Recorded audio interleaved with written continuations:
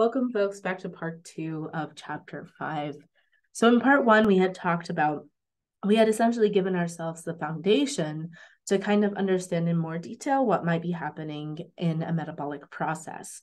So we talked about kind of the guiding principles for how nutrients and energy are utilized within a cell, that you need nutrients and energy, that the energy currency kind of standard throughout cells, throughout living systems is ATP, that cells need to have nutrients and energy to build up and break down various systems within them. They do that utilizing enzymes being kind of the biological catalysts of living systems.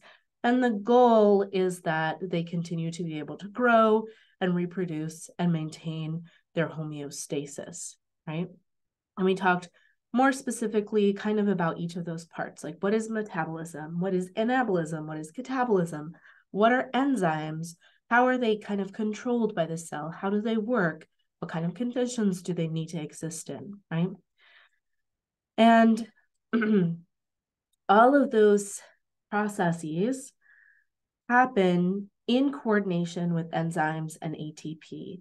And so what we're going to do now is talk about, one, the process that gives us ATP, which is cellular respiration, or in some cases, fermentation, and kind of get an idea of how those enzymes facilitate that process or how those steps actually occur.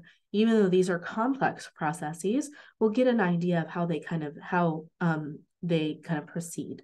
We won't get into the excruciating detail. We'll leave that for another class. But just to give us an idea of how important ATP and the process of cellular respiration that generates ATP are, is to say that it's estimated that we use in terms of the ATP that we use per day is about as much as our body weight. Okay. And remember, that's not that we exist, ATP exists within us in that quantity. Remember that we're recycling through ATP consistently. So it's very important. Another note is that oftentimes, especially like in prerequisite classes, you'll go through cellular respiration in a eukaryotic model where you have glycolysis happening outside of the mitochondria and the remaining steps happening within the mitochondria. And even for some reason, our textbook kind of sets the steps up in that way, where glycolysis is kind of separate from the other 3 steps of cellular respiration. But know that within prokaryotic models, you have glycolysis happening in kind of the cytoplasm, but you don't have a mitochondria. A lot of the work that is similar and parallel to what the mitochondria would do happens within the actual cell membrane itself. Okay. And then one final little piece of context is that, remember, we're going to break down cellular respiration into 4 basic steps, right? But really, it's part of a series of connected metabolic pathways that are all connected via their metabolites within either an individual or a community of individuals. So just to provide us some context. So cellular respiration essentially allows us to take glucose, and glucose comes to the cell in different ways. If it's a photosynthetic bacteria like cyanobacteria, then the cyanobacteria itself produced the glucose via photosynthesis, right? And then broke it down via cellular respiration. If it's a heterotrophic bacteria, then it's actually getting its nutrients via consumption of another organism or nutrients that it's picking up from its environment. And so the way in which the glucose comes to the cell depends on the type of cell that you're looking at. But essentially the glucose is a 6-carbon molecule, and each of those carbon-carbon bonds is very stable and holds within it a significant amount of potential energy. And so the cell then wants to take that glucose and break it down sequentially. So remember when we talked about the waterfall versus the mill, we don't want to just shatter the glucose, like shattering a glass, and then boom, like loud sound and maybe some dust and so on and so forth that erupts from that. And then there's no way to capture any of that energy. Instead, we take the glucose through a series of small steps that slowly break it down piece by piece and allow us to couple those steps, releasing energy slowly at a time, with the production of ATP, or the movement of electrons. Usually how it happens is we couple it first with the movement of electrons, and then at the end we produce ATP, although there are variants. Also, cellular respiration is kind of broken down into two kind of types of processes based on where those electrons that we just mentioned, where they are finally accepted to. So the final electron acceptor. Anytime you want to be able to do redox reactions, you have to have a final electron acceptor, or you cannot perform those reactions at all, as is the case with fermentation, which we'll talk about after we talk about cellular respiration. Optimally, we want to have oxygen as our final electron acceptor, okay? It's very good at accepting electrons, and it allows for that process to continue. But oxygen is a double-edged sword because it does make some issues. So it produces free radicals. We're going to talk more about that in subsequent lectures, but it really is a double-edged sword. So some organisms cannot exist in the presence of oxygen. And if they're able to do cellular respiration, then they have a different final electron acceptor, and that is called anaerobic respiration. So maybe instead of oxygen, you use sulfur. And then that final electron acceptor is sulfur instead of oxygen, or another organic compound, or an organic compound, or another inorganic compound. So it just kind of depends on the organism, but optimally we're able to use oxygen. If not, then we use some sort of organic or inorganic compound as our final electron acceptor. So how do we do that? How do we break down our glucose via a series of steps that allow us to move electrons around and then create some sort of kind of gradient that then allows us to make ATP? Well, there's essentially 4 steps within the process. We start off with a process called glycolysis, glycolysis, glyc referring to the sugar glucose, lysis to break down. We break down the sugar just initially into 2 parts, and then we take those 2 parts and run them through a pyruvate oxidation step, a citric acid cycle step, an electron transport chain step that then allow us to get our production of ATP. These first 3 steps, glycolysis, pyruvate oxidation to acetyl-CoA, and the citric acid cycle, essentially allow us mostly just to move electrons around and generate reducing power in the form of NADH and FADH2. And then this final step is where we produce most of our ATP through oxidative phosphorylation. Okay. We're going to jump into a moderate amount of detail. We're actually not going to really get into excruciating detail with each of these steps. And the way with each of these steps, and then we're going to come back to fermentation. Okay. The way that I want you to keep track of the content, and this is actually the second part of your discussion post that you will post, is to have a table that's similar to this one here. So you'll have the 4 steps: glycolysis, pyruvate oxidation, the Krebs cycle, also called the citric acid cycle, and then the electron transport chain, all listed out. Then you'll say what's the purpose of that step.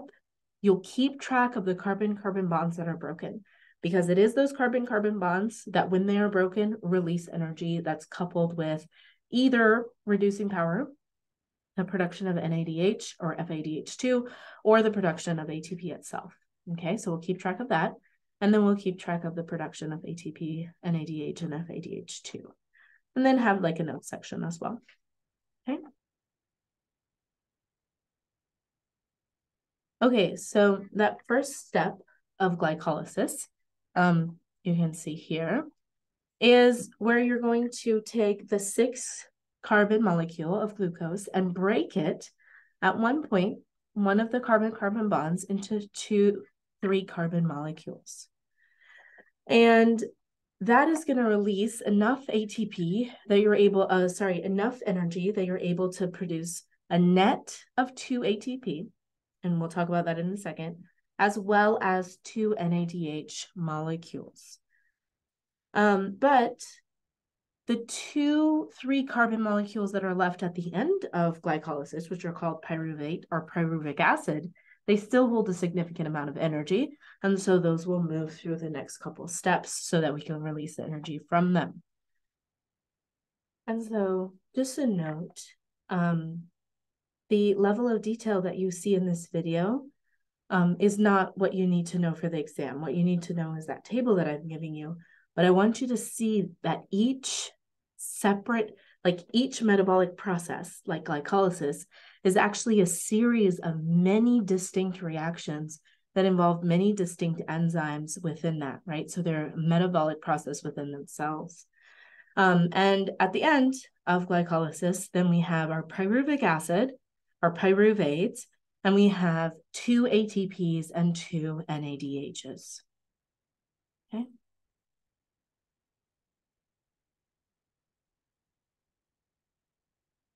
Okay. So you'll go back to this diagram that you have here, talk about the purpose of glycolysis, which is to do that initial breaking of the glucose molecule. Yes, there is a carbon-carbon bond that is broken. Yes, we have a net of 2, even though we have a total of 4 ATP that are produced, we have a net of 2 ATP that are produced, and we have 2 NADHs that are produced as well, okay?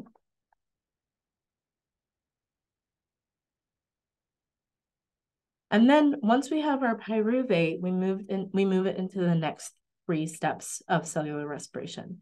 Now your book has glycolysis as a separate step, and then these 3 steps, 1, 2, and 3. You could call glycolysis the first step and then move into 2, 3, 4, however you'd like, just so you know that they can be kind of ordered differently. But essentially next, we take our pyruvate and then we process it into acetyl-CoA, okay? And so this process is called the synthesis of acetyl-CoA or pyruvate oxidation, either of those. Those are synonyms of one another because we oxidate the pyruvate and then it becomes acetyl-CoA. And so in that process, we get acetyl-CoA, which is a molecule that is more fit for the citric acid cycle, which is the next step. And at the same time, we get a little bit of NADH as well. So we actually are processing that pyruvate a little bit. And the way that we're doing that is that we're taking off 1 more carbon from the 3-carbon molecule. So pyruvate is a 3-carbon molecule. Acetyl-CoA is a 2-carbon molecule. Okay, and so we release 2 carbon dioxides, 1 for each of the carbons that was released from one of each of the pyruvates, and 2 NADHs that come off of that processing. So here we have our pyruvate, and then it becomes acetyl-CoA. This is a 3-carbon molecule, 1, 2, 3. This is a 2-carbon molecule, 1, 2. And we produce NADH in that process, and we release 1 carbon molecule, 1 carbon atom in the form of a carbon dioxide molecule off of the process. Okay, and then acetyl-CoA is ready to move into the citric acid cycle, in which we'll be able to produce a little bit more ATP, a significant amount of reducing power, and that will prep us for the final stage of cellular respiration. Okay, so we'll go back into this table here. You have your pyruvate oxidation step. The purpose is to generate acetyl-CoA. So it's also called the synthesis of acetyl-CoA. Either of those are synonyms. We break off 1 carbon molecule of each of our pyruvate molecules. So that's 2 carbon bonds that are broken, carbon-carbon bonds that are broken, 1 for each of the 2. We don't generate ATP in this step. We do generate 2 NADHs in this step. And then we're prepped for the Krebs cycle, also called the citric acid cycle. So the Krebs cycle and cellular respiration, if you remember back to photosynthesis from previous classes, it will actually remind you of the Calvin-Benson cycle. But essentially, the 2 cycles, what they do is they actually recycle carbon-carbon molecules or carbon-rich molecules through a system, a series of enzymatic activity that allow you then to break off more carbon-carbon bonds. In this case, in photosynthesis, you're actually making carbon-carbon bonds in a series of steps. So it's kind of interesting how it's actually more efficient than just taking the acetyl-CoA and breaking it in half, right? Because that's only one carbon-carbon bond. But in this case, we immediately add the acetyl-CoA onto a carbon-rich molecule, and then we continue to process that and release CO2 along the way. And as you're releasing those CO2 molecules here, that's a carbon-carbon bond that's broken. Here, that's a carbon-carbon bond that's broken. Then you can actually also generate some ATP, some FADH2 and NADH, right? And so it is kind of this very kind of beautiful system that allows you to actually get extra energy off of the molecule rather than just having that one carbon-carbon bond that's in acetyl-CoA. And so as you move through that, you'll see that we can actually generate some more reducing power, and we can also generate some ATP. So the result of the citric acid cycle is that we have 2 molecules of ATP, 2 molecules of FADH2, 6 molecules of NADH, and 4 molecules of CO2. And so if you go back to that diagram that we were just at, you'll see that essentially the acetyl-CoA goes once, and then the second acetyl-CoA goes in at the second time. And so for each acetyl-CoA, you get 1 FADH2, 3 NADHs, and 2 CO2s that are released, and 1 ATP that's produced. But since we go through the cycle twice, then that gives us a total of 2 ATPs, 2 FADH2s, 6 NADHs, and 4 CO2 molecules. Okay. Now, if you go through at this point of the Krebs cycle, you see that we've actually broken all of the original carbon-carbon bonds that were in the glucose. So that's it. We have in these 3 steps, glycolysis, pyruvate oxidation, and the Krebs cycle or the citric acid cycle, we have actually broken down essentially the total glucose molecule, okay? Of course, there's complexity within that. And we have built up a significant amount of reducing power.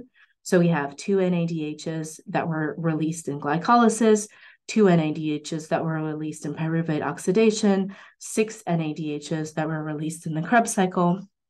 And then we have some FADH2 that was released in the Krebs cycle as well, okay? And that's all reducing power. We have a little bit of ATP that's been produced so far, mainly through substrate level phosphorylation, where you just have a direct transfer of a phosphate group. But it's really, these steps, really their goal is to generate reducing power. And now what we'll do is we'll take that NADH and those FADH2s that carry within them electrons and hydrogen ions, and we'll run them through what's called the electron transport chain. And that electron transport chain will essentially allow us to take those electrons that are in these molecules here from a higher energy state down through a series of proteins to a lower energy state, just like a wire, the wire in our electricity ports, right? And that flow of electrons will also allow us to pump hydrogens across the membrane. And the combination of the flow of electrons and the flow of hydrogens will allow us to generate a significant amount of ATP, right?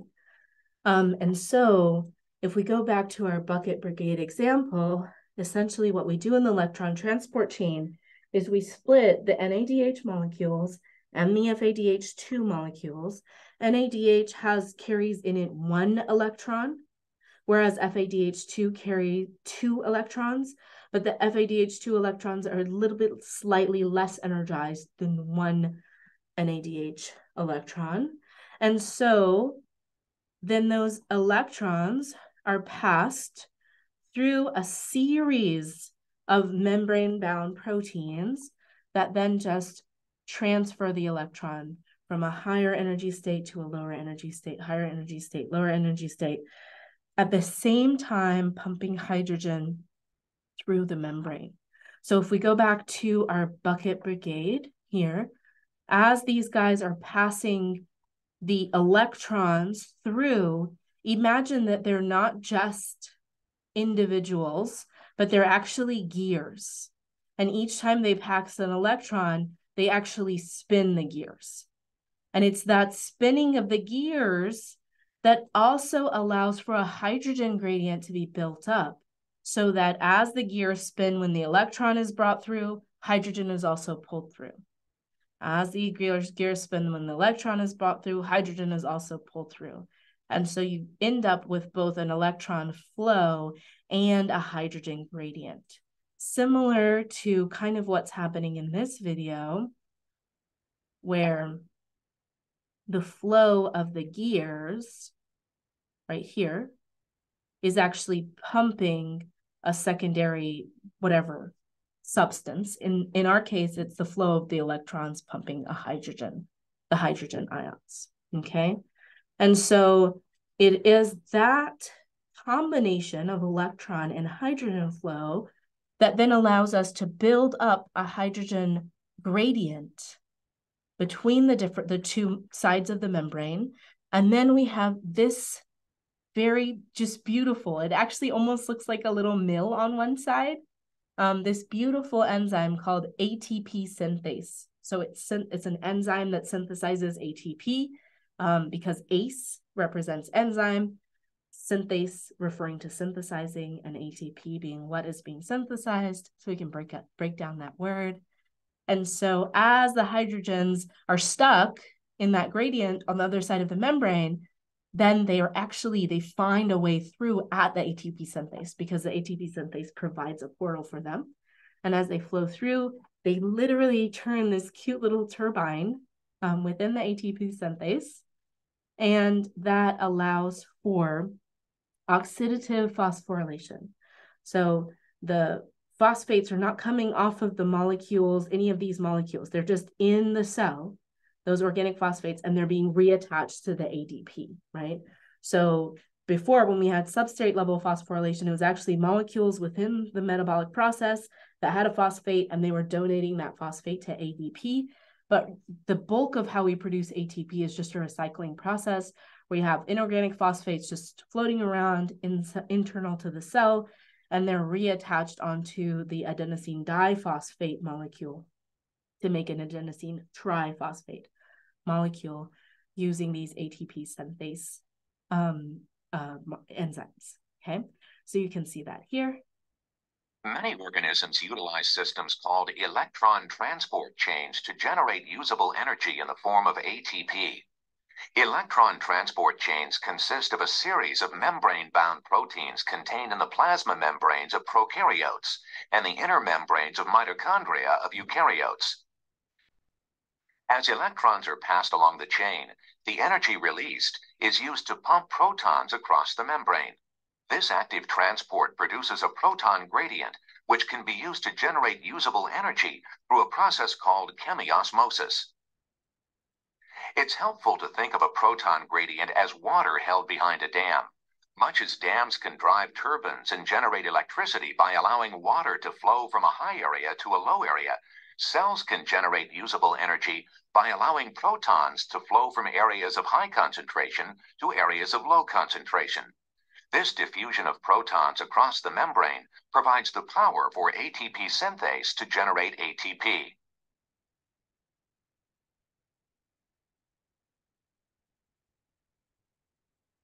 Okay. So this is just kind of a really beautiful example of some of the dynamic metabolic processes and pathways that are happening within the cell. And so as you're thinking about metabolic processes, this gives you kind of an example, but these processes of having like membrane-bound proteins that have different types of electron flows and things like that, or enzymes that are doing different functions, might be used in many other different metabolic processes as well, okay? So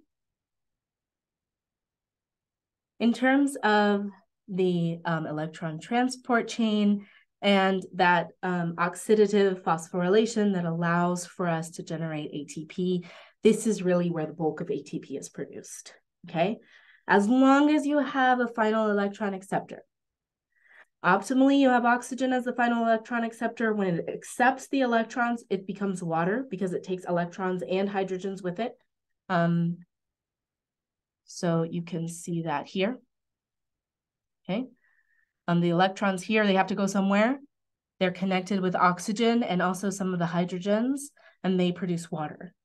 But if that organism is not able to utilize oxygen, it might use sulfur, for example, instead, or it might use an organic molecule instead, just somewhere for those electrons to go. As long as you have a final electron acceptor, then you can do either aerobic or anaerobic respiration.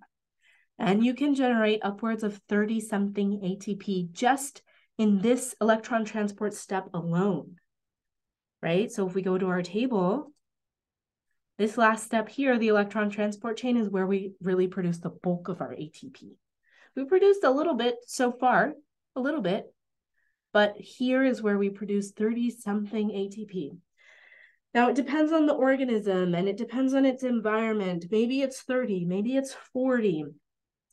Depends on the efficiency. Some eukaryotes have to use a little bit extra ATP to move the different components of their cellular respiration between the membranes, right? And where maybe bacteria can be a little bit more efficient because they don't have all those membranes. Or you might have an organism that's just a little bit less efficient because of its electron acceptor. It uses sulfur instead of oxygen, right? So it just depends on the organism. It depends on the environment. It depends on the conditions. But you can produce in this process 30-something ATP in the electron transport chain, okay? And so that really is cellular respiration. That's cellular respiration. Glycolysis, pyruvate oxidation, and the Krebs cycle or the citric acid cycle allow you to sequentially break down the glucose molecule, the carbon-carbon bonds in the glucose molecule, and release predominantly reducing power with a little bit of ATP. And then the reducing power is then shuttled through the electron transport chain to allow you to generate a significant amount of ATP, okay? And that ATP is recycled through the cell and through cellular respiration continuously as long as you have an input of nutrients and energy to power all of the different processes within the cell, okay? Or most of the different processes within the cell, okay? So what I want you to do is just pause for a minute, finish off your table, process, be like, okay, this, see if there's anything you need to go back to. And then we're going to talk about what happens if we don't have a final electron acceptor. Can we finish off this process? We can't. We actually can't do, there's no reason to do these 3 steps if we don't have a final electron acceptor down here. And so next we're going to talk about fermentation. Okay, so just finish up your table, maybe finish up your discussion post, and then come back in to the lecture and let's talk about fermentation.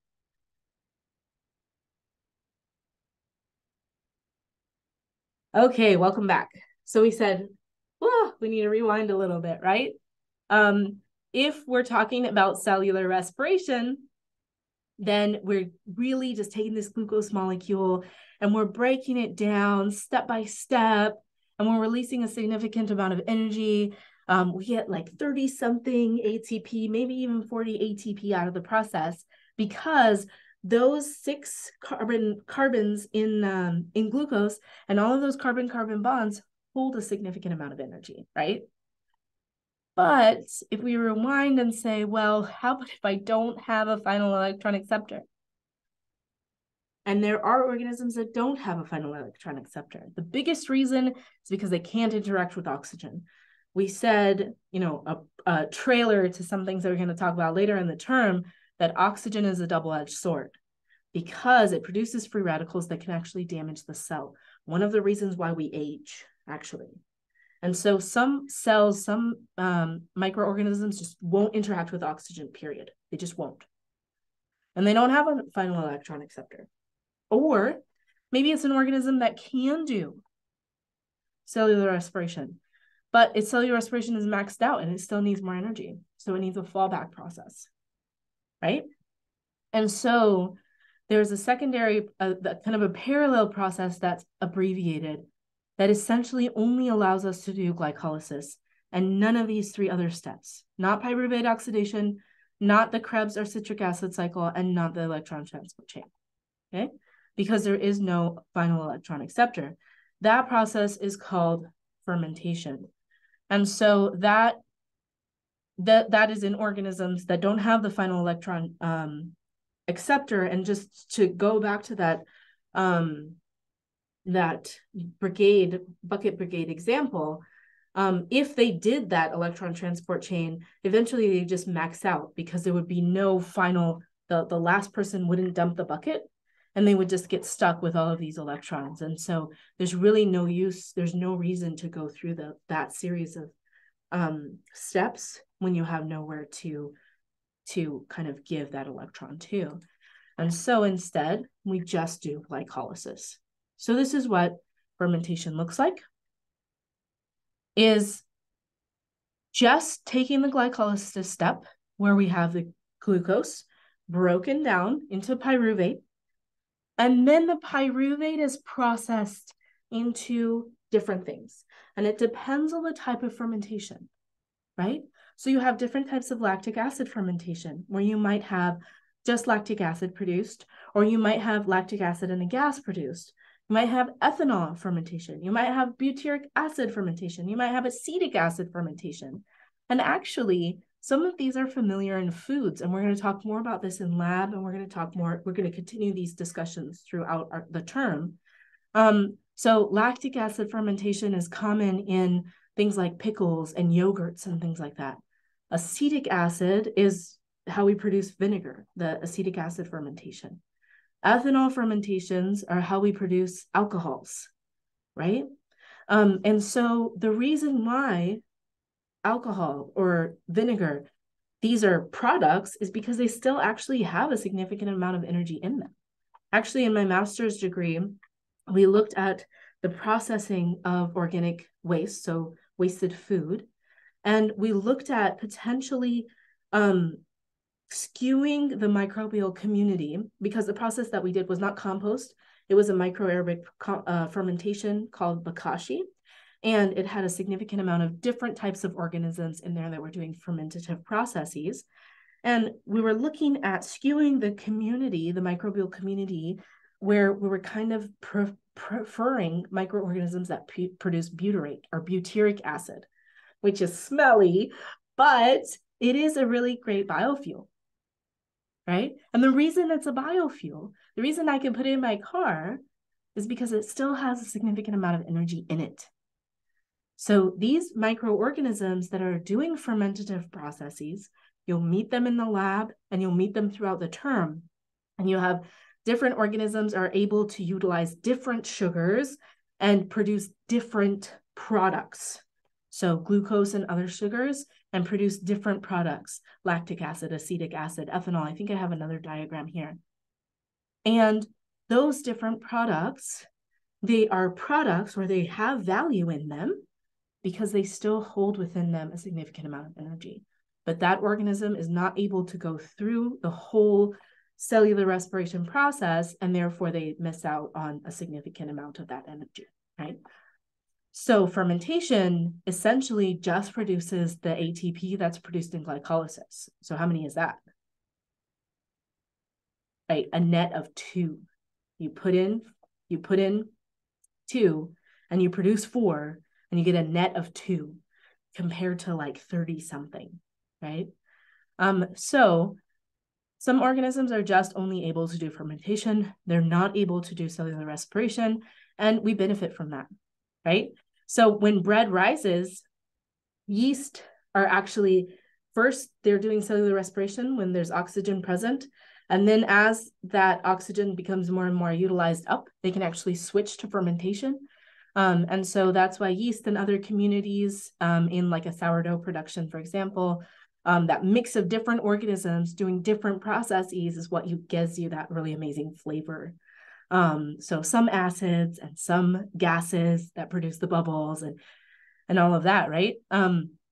So you have a number of these different processes that we benefit from. Now, speaking of us, oh, that's what we just talked about with the bread. Let's go to eukaryotic world for a minute and talk about human beings. What do we do? Do we do cellular respiration or do we do fermentation in our cells? And let you think about that for a sec.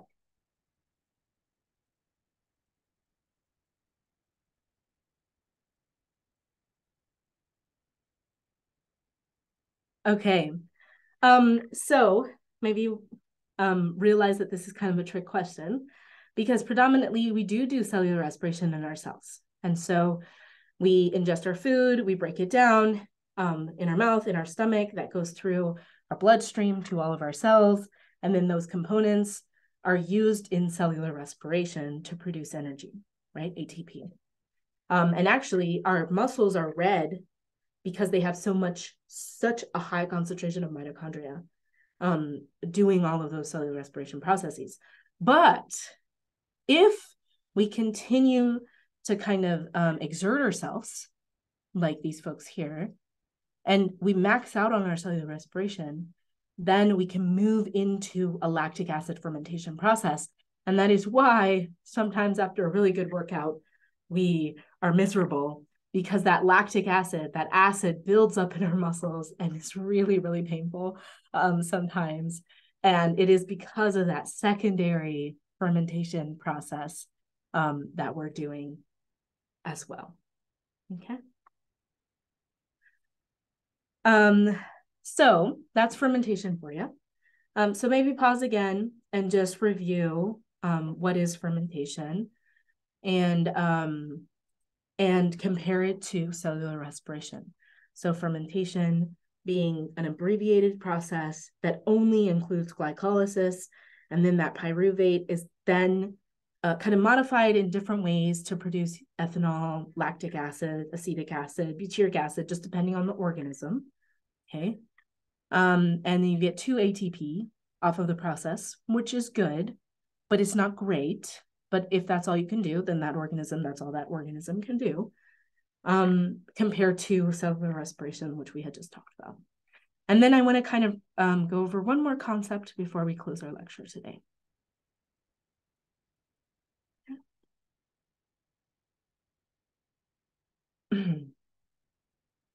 Okay, welcome back. So maybe it's possible that at some point during the lecture, you've been like looking at this diagram like, okay, so we generate ATP through cellular respiration off of glucose. Okay.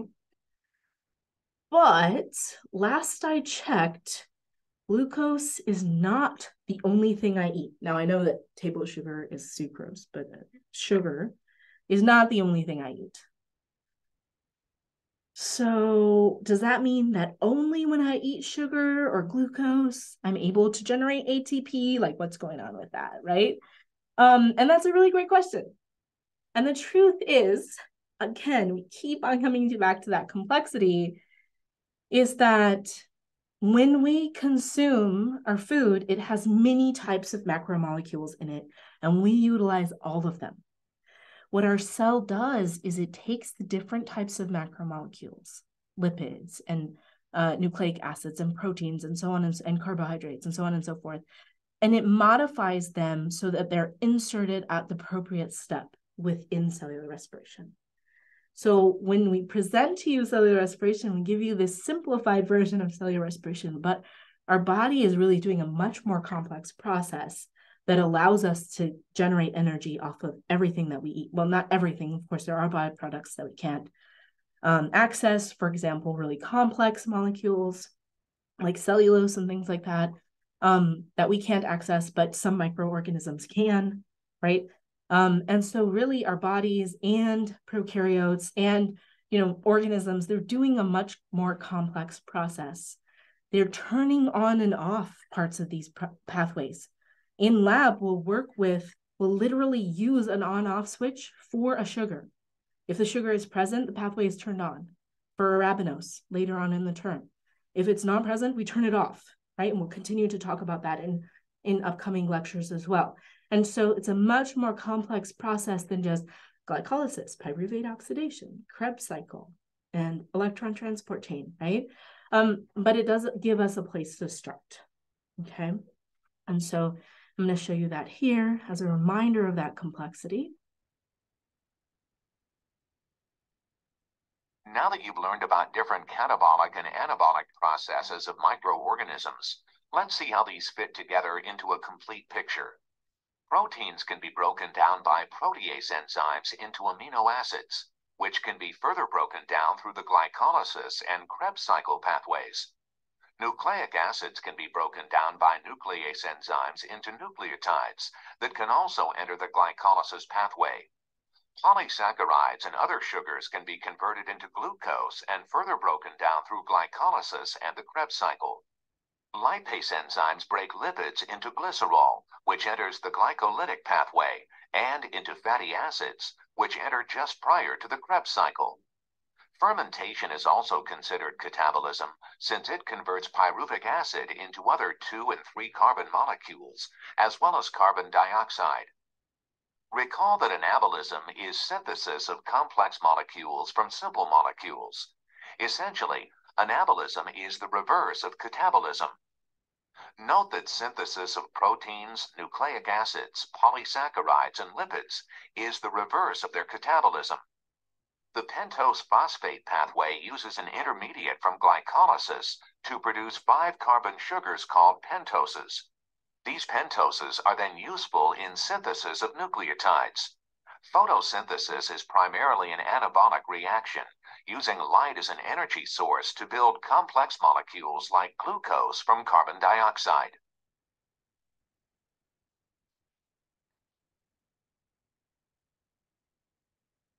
Okay. So that is our discussion of microbial metabolism, where we've kind of built ourselves the foundation of kind of these concepts and kind of different guidelines. We talked about energy, we talked about nutrients, we talked about enzymes, we talked about how enzymes are kind of through various feedback loops and things like that controlled. We're going to continue that discussion. And then in part 2, we got into a very specific example of cellular respiration and fermentation. So remember that for your discussion post, you have these 2 pieces. One is to discuss the laws of thermodynamics in correlation with the characteristics of life. And then the second is to complete this table or a variation thereof that allows you to follow through the various steps of cellular respiration in their simplified forms and what's going on at each step. So that's chapter 5 for us. Feel free to email me if you have any questions, and thank you for listening, and I will see you in the next lecture. Take care.